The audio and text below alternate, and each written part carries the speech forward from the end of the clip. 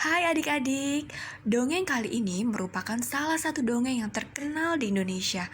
Judulnya adalah Malin Kundang. Disimak baik-baik ya. Suatu waktu, hiduplah sebuah keluarga nelayan di pesisir pantai wilayah Sumatera. Keluarga tersebut terdiri dari ayah, ibu, dan seorang anak laki-laki yang diberi nama Malin Kundang. Karena kondisi keuangan keluarga sangat memprihatinkan, sang ayah memutuskan untuk mencari nafkah di negeri seberang dengan mengarungi lautan yang luas. Maka tinggallah si Malin dan ibunya di gubuk mereka. Seminggu, 2 minggu, sebulan, 2 bulan, bahkan sudah 1 tahun lebih lamanya, ayah Malin tidak juga kembali ke kampung halamannya. Sehingga ibunya harus menggantikan posisi ayah Malin untuk mencari nafkah. Malin termasuk anak yang cerdas, tapi sedikit nakal. Ia sering mengejar ayam dan memukulnya dengan sapu.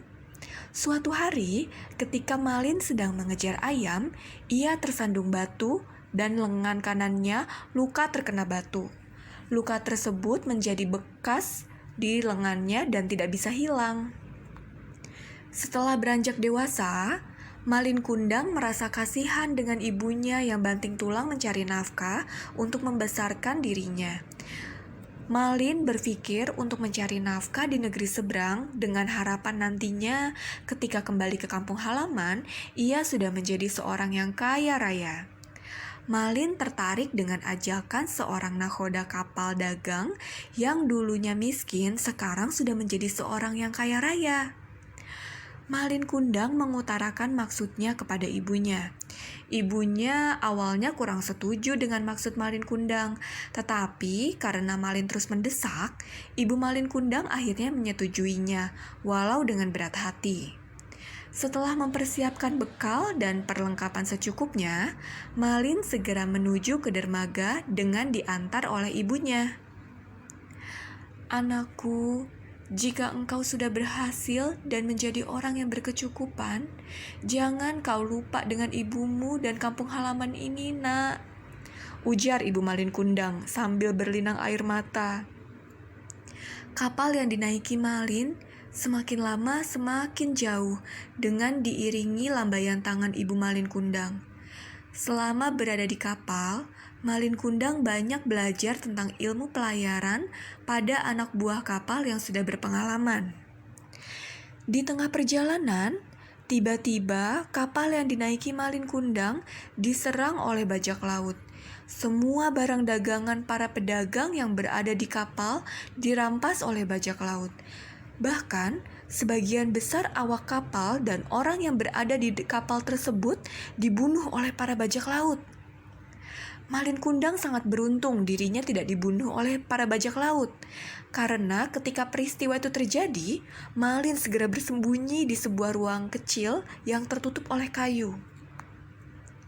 Malin Kundang terkatung-katung di tengah laut, hingga akhirnya kapal yang ditumpanginya terdampar di sebuah pantai. Dengan sisa tenaga yang ada, Malin Kundang berjalan menuju ke desa yang terdekat dari pantai. Sesampainya di desa tersebut, Malin Kundang ditolong oleh masyarakat di desa tersebut setelah sebelumnya menceritakan kejadian yang menimpanya. Desa tempat Malin terdampar adalah desa yang sangat subur. Dengan keuletan dan kegigihannya dalam bekerja, Malin lama-kelamaan berhasil menjadi seorang yang kaya raya. Ia memiliki banyak kapal dagang dengan anak buah yang jumlahnya lebih dari 100 orang.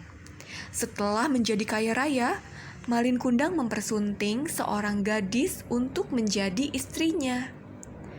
Berita Malin Kundang yang telah menjadi kaya raya dan telah menikah sampai juga kepada ibu Malin Kundang.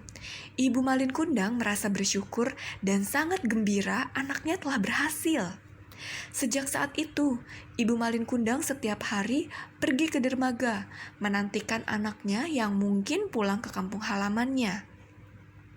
Setelah beberapa lama menikah, Malin dan istrinya melakukan pelayaran dengan kapal yang besar dan indah, disertai anak buah kapal serta pengawalnya yang banyak. Ibu Malin Kundang yang setiap hari menunggui anaknya melihat kapal yang sangat indah itu masuk ke pelabuhan. Ia melihat ada 2 orang yang sedang berdiri di atas geladak kapal. Ia yakin kalau yang sedang berdiri itu adalah anaknya Malin Kundang beserta istrinya. Malin Kundang pun turun dari kapal. Ia disambut oleh ibunya. Setelah cukup dekat, ibunya melihat bekas luka di lengan kanan orang tersebut. Semakin yakinlah ibunya bahwa yang ia dekati adalah Malin Kundang, anaknya. "Malin Kundang anakku, mengapa kau pergi begitu lama tanpa mengirimkan kabar?" katanya sambil memeluk Malin Kundang. Tapi apa yang terjadi kemudian? Malin Kundang segera melepaskan pelukan ibunya dan mendorongnya hingga terjatuh. "Wanita tidak tahu diri, sembarangan saja mengaku sebagai ibuku," kata Malin Kundang kepada ibunya.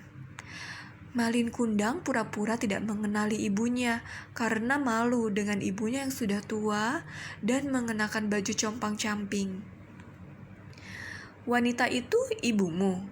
tanya istri Malin Kundang. "Tidak, ia hanya seorang pengemis yang pura-pura mengaku sebagai ibuku agar mendapatkan hartaku," sahut Malin kepada istrinya. Mendengar pernyataan dan diperlakukan semena-mena oleh anaknya, Ibu Malin Kundang sangat marah. Ia tidak menduga anaknya menjadi anak durhaka. Karena kemarahannya yang memuncak, Ibu Malin menengadahkan tangannya sambil berkata, "Oh Tuhan, kalau benar ia anakku, aku sumpahi dia menjadi sebuah batu." Tidak beberapa lama kemudian, angin bergemuruh kencang dan badai dahsyat datang menghancurkan kapal Malin Kundang. Setelah itu, tubuh Malin Kundang perlahan menjadi kaku dan lama-kelamaan akhirnya berbentuk menjadi sebuah batu karang. Nah, cerita Malin Kundang sudah selesai. Terima kasih adik-adik yang sudah mendengarkan sampai akhir cerita.